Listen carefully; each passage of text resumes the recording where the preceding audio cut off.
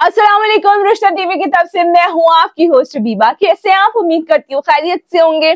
लेकर आई हूँ आज एक लड़की का रिश्ता, तो वीडियो को एंड तक क्लास में देखें। हमारे टिकटॉक के, फेसबुक के, यूट्यूब के चैनल को सब्सक्राइब करके वीडियो को ज्यादा से ज्यादा लोगों के साथ शेयर कर दे। चलिए बढ़ती हूँ आज के रिश्ते की तरफ, जिसका कोड नंबर है 6010।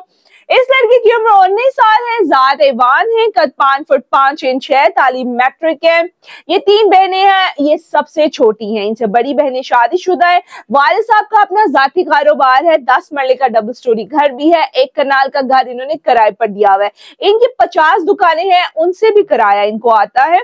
रिहाइश इनके गुजरांवाला की है। जो हजरात इनसे शादी करना चाहते हैं जल्दी से फोन उठाएं। स्क्रीन पर सामने नंबर नजर आ रहा होगा, उस नंबर पे कॉल करके हमसे इस रिश्ते से मुतालिक बाकी की तफसीलात भी ले सकते हैं। आज के लिए इतना ही, मिलती है अगली वीडियो में एक नए रिश्ते के साथ। तब तक अपना